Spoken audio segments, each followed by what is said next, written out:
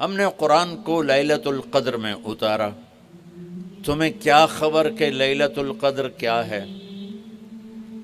لیلۃ القدر 1000 مہینوں سے بہتر ہے، اس میں فرشتے اترتے ہیں اور یہ صبح تک رہتی ہے۔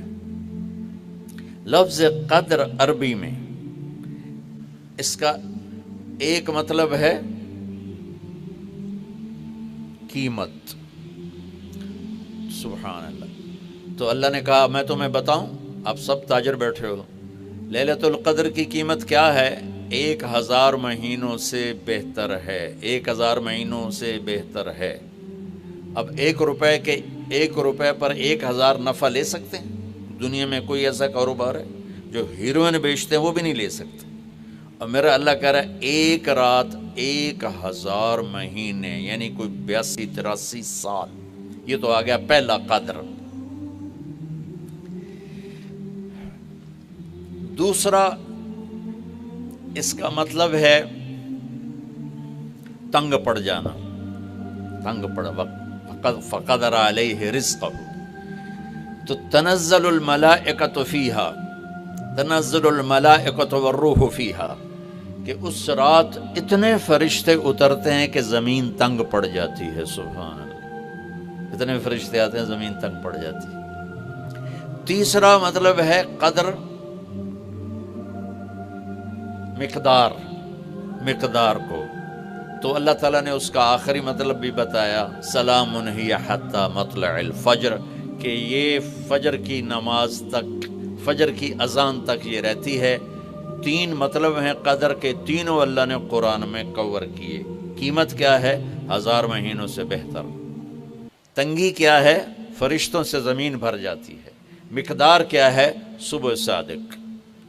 لیلۃ القدر 27 کی نہیں ہوتی، 21، 23، 25، 27، 29۔ اب یہ 5 راتیں جاگنے چھٹ، آپ لوگ تو ویسے رات کے بادشاہ ہو، جاگ لو۔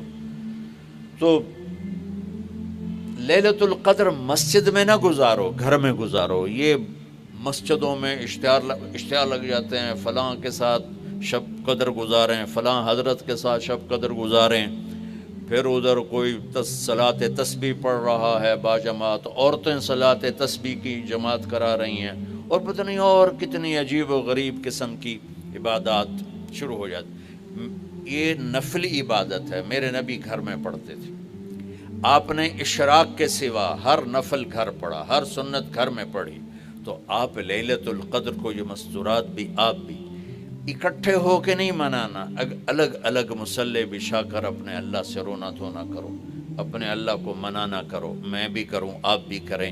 نوافل کی، جیسے ابھی شب برات گزری تو اشتہار تھے، میں جا رہا تھا ادھر غلام آباد میں، ایک جنازہ ہو گیا تھا، تو اشتہار فلاں حضرت کے ساتھ شب برات گزاریں، فلاں مسجد میں شب برات گزاریں، فلاں جگہ شب برات گزاریں۔ بھائی وہ گھر میں منانے کی ہے، مسجد میں نہیں۔ میرے نبی نے نفلوں کو تنہائی میں ادا کیا، فرض کو مجمع میں ادا کیا۔ لیلۃ القدر میں جاگنا نفل ہے، اور پھر جب اکٹھے ہو جائیں گے لوگ اور عورتیں تو پھر ساتھ غیبت بھی چلے گی، اور ایک غیبت کا بول ساری رات کو اڑا کے رکھ دے گا۔ مردوں یا عورت اکٹھے ہو جائیں، غیبت سے تو بچتے نہیں، نہ ہی رک سکتے ہیں۔ سندھ سے ہم بائی روڈ آ رہے تھے، کراچی سے بائی روڈ جماعت تھی، تو وہ راستے میں بڑی غیبت کریں، نوجوان تھے سارے نئے نئے، میں چپ کر کے سنتا رہا۔ جب کوئی 2 دن گزر گئے نا، تو ہمارے پاس بڑی وین تھی، میں نے کہا بچوں ایک نصیحت کرتا ہوں کہ غیبت نہ کیا کرو، مذاق کرو، ہنسا کرو، کھیڑا کرو، غیبت نہ کرو۔ تھوڑی سی میں نے اس پہ بات کی تو بڑے متاثر ہوئے، کہا جی ٹھیک ہے انشاءاللہ آئندہ بالکل نہیں کریں گے۔ کوئی آدھا گھنٹہ گاڑی میں سناٹا رہا، آدھے گھنٹے کے بعد ایک بولے مولانا یہ غیبت نہ کریے تو پھر گلاں کی کریے۔ یہ میرا کلچر ہے، لہٰذا عورتیں عبادت کے لیے بھی اکٹھی ہوں گی تو غیبت شروع ہوگی، مرد مسجد میں اکٹھے ہوں گے وقت ضائع ہوگا، غیبت شروع ہوگی۔ میرے بھائی بہنوں، ہر نفل کو گھر میں گزار، اپنے گھر کو بابرکت بناؤ، اپنے گھروں میں نفل پڑھو، تلاوت کرو، ذکر کرو. صرف اشراق کے نفل میرے نبی مسجد میں پڑھتے تھے 2 رکعت، باقی ہر نفل آپ نے مسجد میں ادا کی. تو یہ چند چیزیں رمضان کے متعلق میں نے عرض کی ہیں. اب ایک بڑی اہم بات میں آپ کے سامنے عرض کرنا چاہتا ہوں. رمضان کی دولت کس سے ملے گی؟ رمضان کی برکات کس سے ملیں گی اور کون محروم ہو جائے گا؟ آپ نے فرمایا 4 آدمی ایسے ہیں جن کی رمضان اور شب قدر میں بھی بخشش نہیں ہوتی، بس اس سے ہم اپنے آپ کو بچا لیں. کون ہیں یا رسول اللہ؟ آپ نے کہا مدمن خمر، شراب کا عادی. کبھی کوئی پی لے توبہ کر لے، میں اس کی اجازت نہیں دے رہا ہوں. مدمن کا لفظ ہے کہ جو روزانہ شراب پیتا ہے، اس کی رمضان میں بخشش نہیں. حق لوالدیہ، جو ماں باپ کا نافرمان ہے، اس کی بخشش نہیں. قاطع الرحم، رشتہ داروں سے لڑنے والا، اس کی بخشش نہیں. المشاحن، دل میں بغض رکھنے والا، اس کی بخشش نہیں. ہر وہ چیز جو میرے آپ کے لیے نقصان دہ اللہ نے حرام کر دی، ہر وہ چیز جو میرے آپ کے لیے مفید ہے اللہ نے حلال کر دی. سود حرام کر دیا. ہمارے پاکستان کی معیشت نہیں، پوری دنیا کی معیشت ڈوبی پڑی ہے. سارے ملک قرضوں پہ چل رہے ہیں. سود نے پوری دنیا کو تباہ کر دیا. تو میرے اللہ تعالیٰ نے، آپ دیکھتے ہیں میرا اللہ کہتا ہے فَأَذَنُوا بِحَرْبٍ مِّنَ اللَّهِ وَرَسُولِهِ، اگر سود نہیں چھوڑو گے تو میرے اور میرے رسول مل کر تمہارے خلاف جنگ کریں گے. تو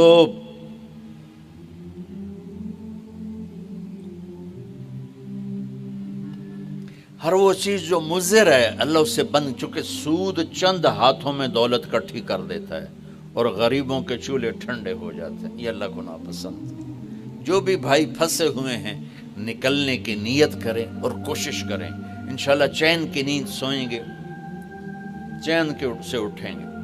ایک عبد الرحمن بن عوف کے 4 اصول بتا دیتے ہوں، سب تاجر بیٹھے ہو، اور صحابہ میں سب سے مالدار ہستی تھے. انہوں نے ایک دن فرمایا میں نے زندگی بھر نہ ادھار خریدا نہ ادھار بیچا. اگرچہ یہ آپ کو آج کے ماحول میں بڑی عجیب بات لگے گی، چونکہ ہمارے سارے بازار ادھار پہ چلے گئے.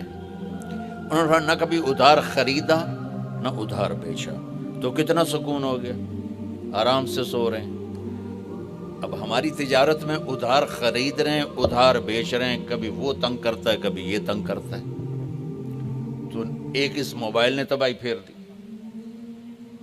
باقی کسر اس نے پوری کر دی. ٹوائلٹ بھی فون سن دے بیٹھے.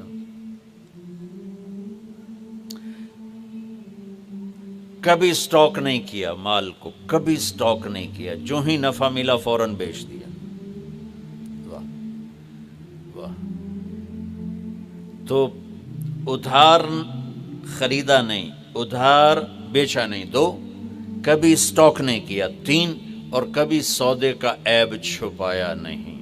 اس میں کوئی عیب ہے بتا دیا. آپ اس پہ آ جائیں، آپ کو شروع میں مشکل ہوگی. اس کے ساتھ سچائی اور دیانتداری کو جوڑ دیں، اللہ کی قسم آپ کا سوتر منڈی جانا بھی عبادت بن جائے گا، آپ کا مل میں جانا بھی عبادت بن جائے گا، اگر آپ اپنے تجارت کے ساتھ سچائی اور دیانتداری کو لے آتے.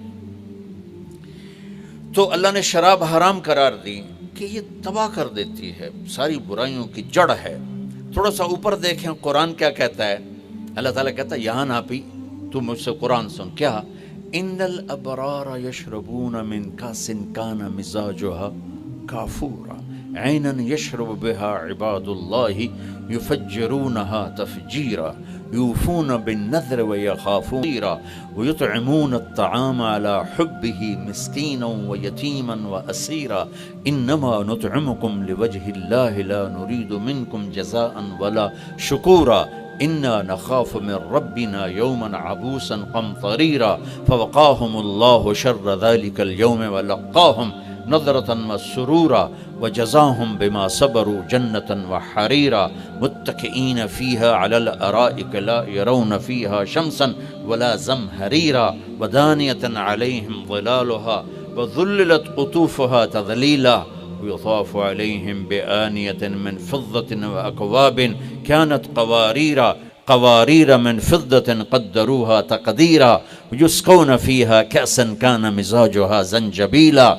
عينا فيها تسمى سلسبيلا ويطوف عليهم ولدان مخلدون إذا رأيتهم حسبتهم لؤلؤا منثورا وإذا رأيت ثم رأيت نعيما وملكا كبيرا عاليهم ثياب سندس خضر واستبرق وحلوا أساور من فضة وسقاهم ربهم شرابا طهورا إن هذا كان لكم جزاء وكان سعيكم مشکورا. یہ سورہ دہر کی 16 آیات ہیں. ان میں اللہ نے صرف ایک نعمت کو ہائی لائٹ کیا ہے، وہ ہے شراب، اور 3 درجے بتائے ہیں کہ جو نیک لوگ ہیں وہ شراب پئیں گے خود اٹھا کے، سراہی اٹھائیں گے، جام میں ڈالیں گے، پئیں گے. بوفے سسٹم، بھائی آپ پہ پاؤ تو آپ پہ کھاؤ. ہیں ان کے بھی نوکر، لیکن اللہ کیٹیگورائز کر رہا ہے کہ جو نچلا درجہ ہے وہ خود اٹھا کے پی رہے ہوں گے، کافوری ہوگی. وَيُسْقَوْنَ فِيهَا كَأْسًا كَانَ مِزَاجُهَا زَنْجَبِيلًا. اس سے جو اوپر والا درجہ ہے انہیں زنجبیل کی شراب پلائی جا رہی ہوگی. پلانے والے قول ہیں ولدان مخلدون، خوبصورت خدام نوکر. پلانے والے کون ہیں؟ اب یہ تو اتنی مستورات بیٹھی ہیں، جنت کے حوریں، وہاں سوکن پڑا کوئی نہیں ہوگا، خوش رہو. اور میرے نبی نے فرمایا تمہیں پتہ وہ کن ہاتھوں سے تمہیں جام پکڑائیں گی کہ اگر اس کے ہاتھ کی انگلی کا یہ فنگر ٹپ سورج کو دکھا دیں تو سورج نظر نہیں آئے گا. ان ہاتھوں کے ساتھ وہ تمہیں جام پیش کریں گے.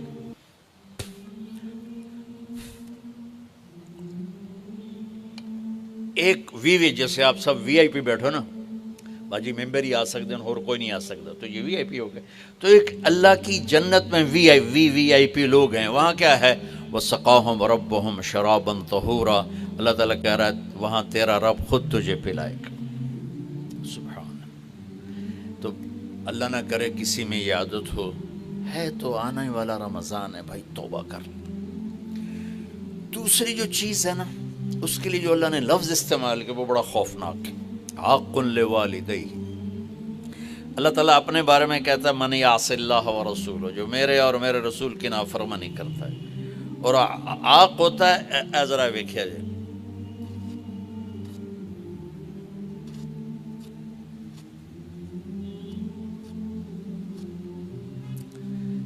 اس کو میں نے اتنا چیر دیا ہے کہ یہ جڑ نہیں سکتا. دیکھ لیا آپ نے؟ وہ کوئی بول لو تھا صحیح، ہاں ٹھیک. یہ اب جڑ نہیں سکتا، کسی اتنا پرزے کر دیا ہے. آقا کہتے ہیں کسی کو پرزے کر دینا، چیر کے رکھ دینا.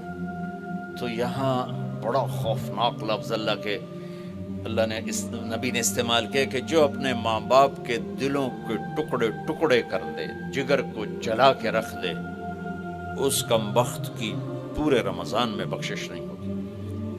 کبھی آواز اونچی ہو جانا فطرت ہے، کبھی سخت بول جانا فطرت ہے. انسان ہے، بشر ہے، بچے بھی اکھڑ جاتے ہیں. لیکن ایک وہ ہے بندہ جس نے اپنے ماں باپ کے دل کو جلا کے رکھ دیا. ہمارے قریبی پڑوسی ذمہ دار تھے، میرے والد صاحب کے تعلق والے، فوت ہو گئے. مجھے ملنے آئے، کہنے لگے بیٹا ہمارے بیٹے نے ہمیں اتنا تنگ کر دیا ہے، وہ آگ میں جل رہا ہو تو ہم میاں بیوی اس کے لیے دعا نہیں کریں گے کہ یا اللہ انہوں بچا لے. باپ، والد اور والدہ مل کر یہ بات کر رہے ہیں کہ اگر جل رہا ہو ہمارے سامنے آگ میں تو ہم اس کے لیے دعا نہیں کریں گے کہ یا اللہ اس کو بچا لے. دلوں کو ٹکڑے کر دینے والا، ماں باپ کے دل کو، جگر کو چیر دینے والا، وہ ساری رات میرے نبی نے فرمایا جس نے ماں باپ کو دکھ دیا اس پہ اللہ کی لعنت، اس پہ فرشتوں کی لعنت، اس پہ زمین آسمان کی لعنت. نہ ان کی نماز قبول ہے، نہ روزہ قبول ہے، نہ صدقہ قبول ہے.